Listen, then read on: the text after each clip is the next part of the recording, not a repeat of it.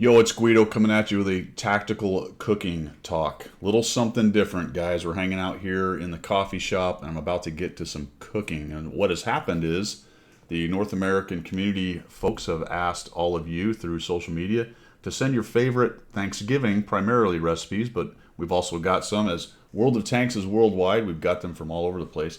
And I've chosen one, a Czech recipe that somebody sent in that is kind of a traditional Christmas recipe. So we were asked to take the recipe that we liked, make a video of us making it and tasting it, and then they might use some of those pieces and parts. This will be posted, the whole thing, on my YouTube channel if you want to check that out just for giggles.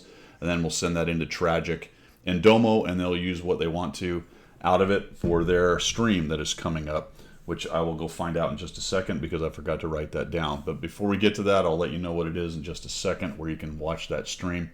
But first thing I want to do is go through this recipe. So it is called Kuba, which I might be mispronouncing. It's a Czech recipe, and we'll bring up the info here that I got off of the spreadsheet that was sent to me. So I don't have a name of who sent this, so thank you for whoever that was. If they happen to be on the video, they can chuck that down in the comments. So this is the write-up that they sent. The name of the dish is Kuba. It's old traditional Czech recipe for Christmas dish. As they don't celebrate Thanksgiving, he said he's chosen this as a substitute. And I kind of liked it as I looked at it. Very interesting. Number one, it's fairly easy, so let's not challenge myself too much. I don't want to get too far out of my wheelhouse. I consider myself a pretty good cook, not a chef. I can make quite a bit. And so this one looked pretty easy. It also sounded delicious. It's kind of a soul food, I would guess. Maybe a Czech soul food idea. So here's the ingredients, and I had to learn some things as I went through these. For a 4-person serving, 300 grams of barley, groats, which is a type of barley from my understanding. So there's different ways they do the barley, and this is one of them. I hope I can find that in my local, and I assume I can, but so that's going to be the challenge on some of these things is maybe finding them. So big ones. 100 grams of dried sliced mushrooms, preferably boletus, which again I'm probably mispronouncing. That I've never heard of. Maybe I've run across them multiple times and just don't know it. So that'll be a trick. But I think from my research, because I got onto the interweb highway net, really you can use any mushroom you want. That's the classic one. I hope I can find those. That would be pretty cool. One bigger onion, large onion. Lard. Okay, so I had to look that up too. I suspected lard was more or less Crisco as we have it in the States, which is more of a vegetable oil. Apparently some stores do still sell lard. You got to kind of search for it. So I will be looking for actual lard because reading through the various cooking things, lard gives it a richer taste. So that's what I'm looking for, because this is kind of a substitute for like a meat dish, because for religious reasons, with some of the Christian religions, I guess, you don't eat meat at certain times, right? Especially during the Christmas season. So they would make this with mushrooms, which are kind of hearty, and I think some people say is a good substitute for meat. We'll just go with it. All right? 3 cloves of garlic, copy, can do, know that. Marjoram, which I don't know if I've ever had in my spice cabinet, to be quite honest, but it's a pretty common, and when I read up on that, it's one of the oldest spices that humans have used, so very cool. I will be grabbing some of that. Don't have any of it, but no worries. It's only a half a spoon anyway. Cumin, we do have that, so no problem. Salt and pepper, very easy according to taste. All right. Tools that I need: a large skillet, pots, knife, baking casserole form. I guess the final thing to bake it in, because this is very interesting actually. You make the dish, and then you also, once it's cooked, you basically put it then into the casserole dish and you bake it for a while. Very cool. A strainer and an oven, and it takes about 90 minutes. I always like these estimates. Every time I do one of these recipes, the wife and I, we always increase that by about 50% when you don't know the recipe. So I don't know if this is already overestimated or what, but there you go. All right, so what do I have to do? We'll get through most of this in the rest of the video, but we have to have the groats and mushrooms soak overnight. Oops, we're already past that. I know that could be skipped, and that probably makes it a much richer taste, but we've already failed in that case because I'm about to go get the stuff and make it here in a moment. So that's not going to happen. Drain the water, add fresh water, salt, and cook groats until soft, about 35 minutes. I'm assuming that's a boiling situation. We'll look into that a little further. After the first 15 minutes, add the mushrooms to the groats. Peel the onion, melt the lard. All right, so you're going to cook down the onions. Caramelized onions, delicious. Add the crushed cumin at the end. Okay, got it. That sounds good. We should train them. Train the groats. That's going to take a while. Maybe if you got to train the groats, you might have wanted to start a few months ago. But today we're just going to strain the cooked groats and mushrooms and add them to the onion on the skillet. So okay, I got it. Yep, the onions, a nice caramelized onions. You put the groats in there, nice. Saute for 6 minutes with some stirring. Salt and pepper to taste and marjoram. Okay. Then we're going to crush and press the garlic on the skillet and fry for about 30 seconds. Okay, I guess that's separate potentially. I'm not sure there. Preheat to what? So once you've cooked all that, I mean, basically it's cooked. You could probably eat it, but then you're going to preheat the oven to 180 C. I'm going to have to do that math for Fahrenheit. 350 probably works, I would imagine. Rub the insides of the casserole with more lard and butter. Oh, delicious butter. All right, add the mixture into the casserole and smooth out the top. Bake into the golden color. Hopefully it's not too complicated, but you can always Google Czech Kuba recipe. Thank you, I did that. Or ask Marty Vole. And I guess Marty Vole is the expert in his stream. All right, cool. I don't know if that's where it came from. I don't know. I'm not sure if this is Marty Vole's recipe or who it is. All right, very cool. So what have we learned here? We've learned we need to search out groats. I assume that's probably pretty easy to find. Lard could be questionable. We can substitute Crisco. I don't want to, but I'll try to find the lard. I'd really love to find the boletus mushrooms dried, but we will find some kind of delicious mushroom. I'm even thinking maybe shiitake or something might be delicious, right? Big, thick, meaty mushroom with a very kind of nice taste. That might be delicious. Onion's easy. Garlic's fine. The rest of this stuff I'm pretty sure I can find. All right, very cool. So we're going to go out to the store. We're going to grab all of these things. It was really fun kind of researching this and trying to figure some of these things out. Now, the twist I'm going to throw on it, I'm going to add a little twist. I know that some chefs and cooks are irritated when you do this. And to be honest, when I try to modify my wife's recipe, she gets really mad because, you know, she's one of these people that's how that recipe is done. And I like to experiment. I like to chuck more stuff in there and mess around with it a little bit. I am not going to do this in this process. I'm going to do the process as listed here, or as best I can anyway, with the ingredients that I have and the time I have. But I'm also going to grab some kind of meat product, probably a spicy sausage kind of thing, maybe andouille or potentially Kaneka, which is a southern U.S. spicy sausage. I'm going to cook those up. Now, I'm not going to cook it in there with everything, even though I would love to do that. I might do that later. I want to taste it like this first, but I'm going to cook those off to the side, and then after I have a taste of it this way, then I'm going to chuck in some of those sausages, and yeah, I'm already looking forward to this if it turns out nicely. But fairly simple, actually, theoretically, what's going on. I should be able to handle this. I'm going to head out to the store. I'm going to grab the things that I can find and the things that I need. We'll get set up in the kitchen, and then we'll film some of the cooking and the tasting. That being said, I hope you guys have a fantastic Thanksgiving, and even if you don't celebrate, have a great week and weekend after the stream right here. Much appreciated your support of this channel and the stream and World of Tanks in general. Very awesome of all of you guys. I'm looking forward to this. This feels like once I get it down, like a nice kind of comfort food, delicious, easily made thing that I'm really looking forward to be quite honest. Now let me stand by while I go get you the info on the actual stream. All right, as usual, when I make plans on the fly, I'm not sure this is going to work out, whether you're going to see this video before the stream or after the stream, but if for some reason I'm able to put it out before the stream, here you go. It is happening on the 21st of November, which I believe is maybe a Tuesday. All right, so on the 21st of November at 1600 CST through 1900 CST, so Central Time. In the States, there isn't actually a UTC on that, so apologize. And it will be with Domo and Tragic, so they're going to do that on the official World of Tanks Twitch channel, which may all be information in the past because perhaps you've already seen that. But anyway, like I said, Have a fantastic Thanksgiving season / here comes the holiday season. I'll see you in the kitchen in just a moment. All right, guys, I am back from the store, which didn't go as well as I would have liked it to go, so we had to do some substitutions. So we'll go through the things that I grabbed and what I substituted.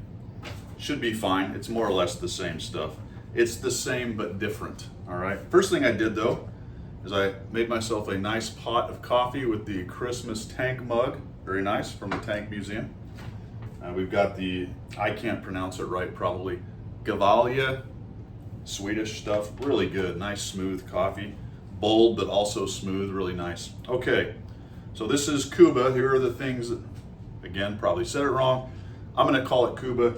Here are the things that I got. All right, number one, obviously salt. So we got some Morton sea salt. We have ground black pepper. We have marjoram. I did find that. That was fantastic.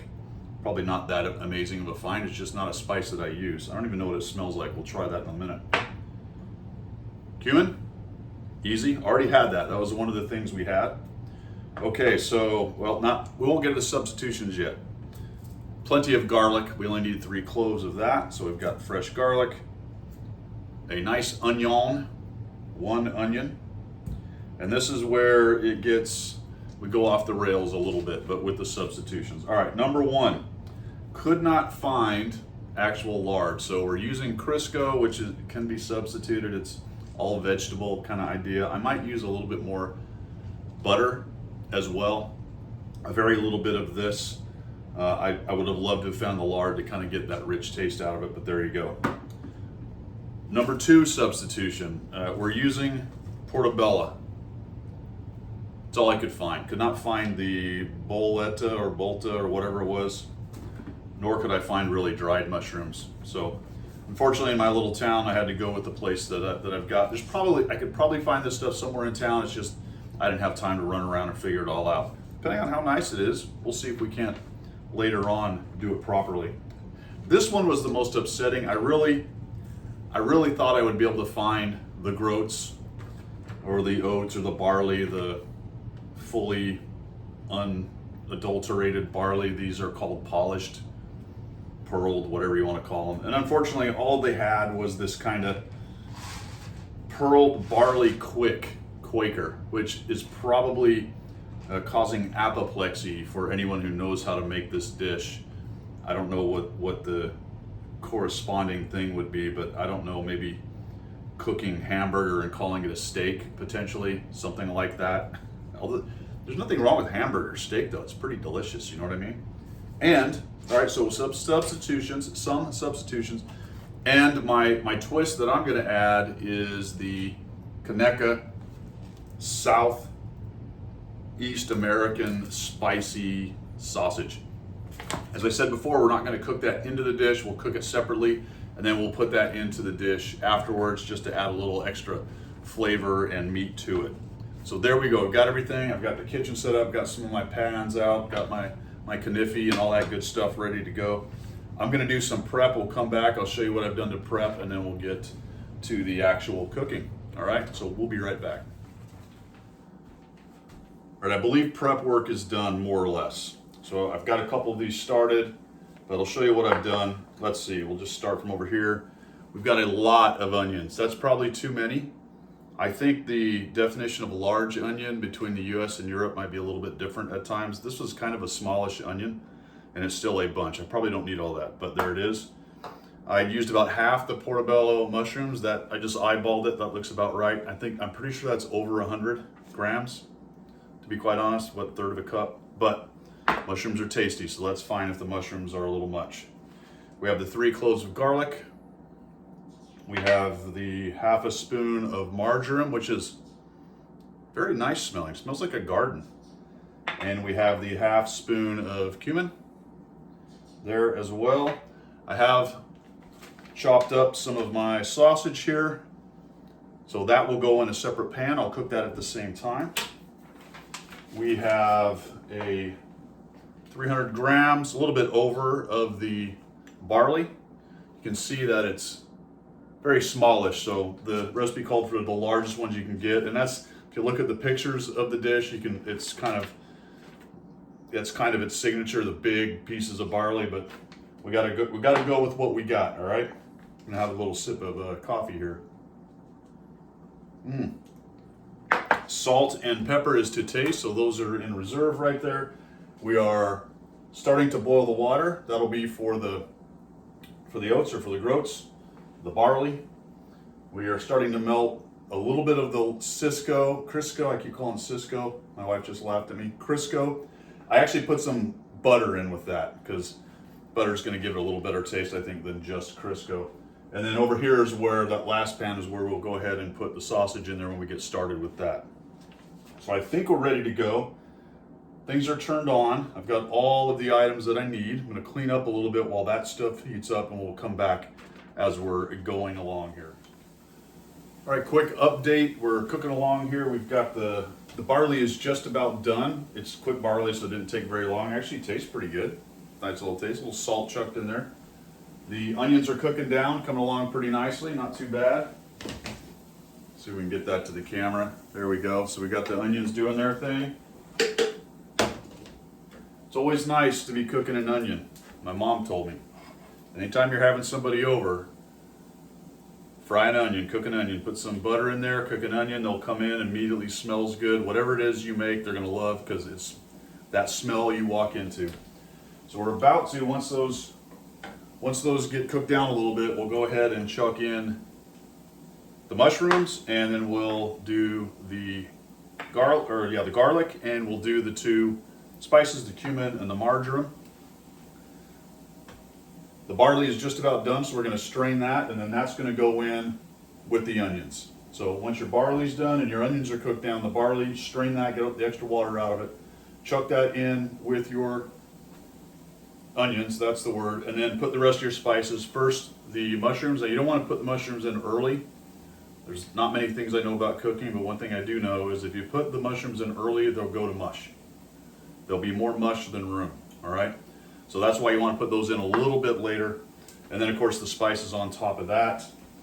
And then we're going to transfer that whole mixture into this pan, and then it's going to go into the oven at about 300 for about 10-15 minutes to maybe crisp over the top there, and then we'll be done, other than cooking the sausage down just a little bit and having that ready to chuck in for later. So that's what we're doing. It's too bad you cannot smell this, because between the frying onions, the Kaneka sausage, and the barley hanging out here ready to go in, man, does it smell good. So the further corollary or the follow-on to the onion trick is now you got to have people who like garlic, but if they like garlic, fry some garlic with that onion. That will make the garlic lovers really happy when they walk in your house. All right, we're going to put this thing together here. All right. Let's see what kind of mess I can make of this. So we've got whatever these are. What are these? Mushrooms. Those. Put the mushrooms in.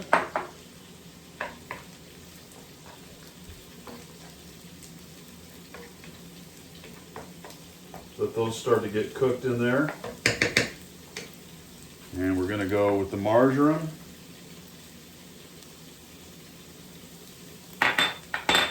We're going to go with the cumin. Very nice, very nice. And honestly, as I look at this, I'm not sure I really need to strain these oats because they really soaked up most of the moisture. So I think we're good there. We're just going to start putting this in.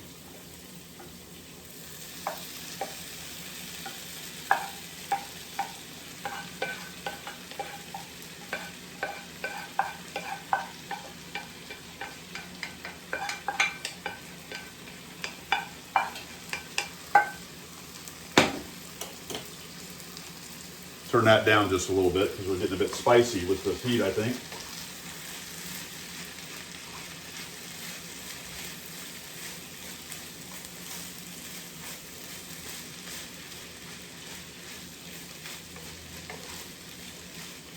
And that looks good.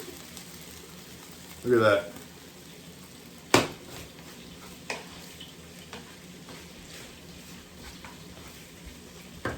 All right, we're gonna let that cook for about 6 minutes. Then we're gonna put it into the oven. And this bad boy, although spatial awareness might be a problem, I think I might need a larger one. We'll be back. I'm also looking forward to that sausage. I gotta tell you, I think that's gonna be a really nice addition to it. All right, we're ready to put it into the oven. I've transferred it to a larger pan, put a few dollops of butter on top for GP. So we go toss it into the oven right there, and when it comes back out, we'll have a taste. Also, you can see, I don't know if you can hear it, but my sausages are doing very nicely in here. We give them a mix.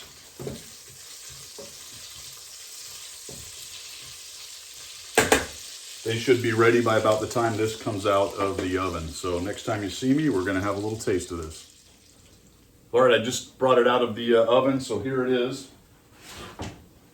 Give you a look at that. Smells delicious. Before I plate it and have a bite, lessons learned. Let's see. Number one, the groats, the barley expands way more than I thought it might, way more than rice. Let's see. Number two, lard. Number three, what was the other thing I missed? Oh, the right barley, so the groat, the big one. I think the lard and the right barley might give it a more robust taste. I haven't tasted it yet. Well, actually, I cheated a little bit and had some before it went in the oven. It's still really good. And I wasn't really sure on the marjoram and the cumin how much I want to go with that because I'm not very familiar with those particular spices. So I did put the amount it said, but it said to taste. So play around with that if you want to try to get it a little different taste. If you like those particular spices, you might want to throw in more than a half a spoon or whatever into it. What else? I also have the sausage ready to go, but we're gonna plate just the Kuba and take a nice taste and see what it tastes like. Gotta get some mushrooms. Oh, that's the other lesson learned. I'm betting the traditional mushroom that they said, the boletus or whatever it is. Where is that? Preferably boletus. I don't know. I bet the taste of that is important to the dish, I'm imagining.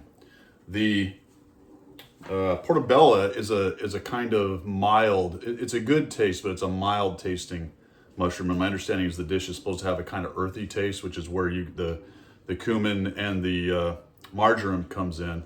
And then with that particular mushroom. Also, I only used half of those mushrooms because I misjudged how much the oats would expand right there. So I would have used the whole thing because there's mushrooms in there, but not nearly enough, I think, for what would be nice. And if you look in this, you can see them in there, but there's just it's not as many as I think I would like to have in there.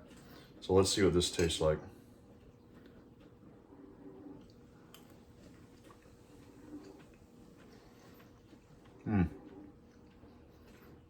It's nice.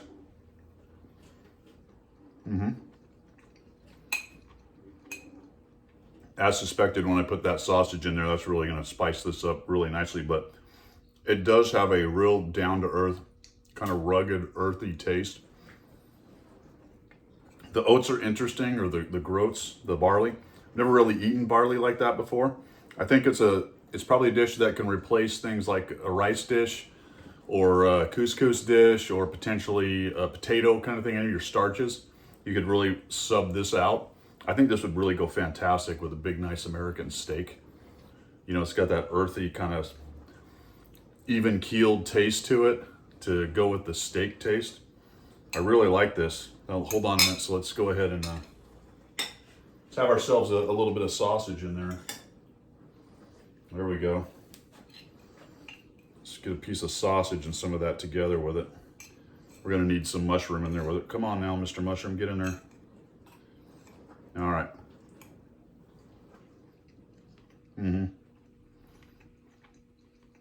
Oh yeah.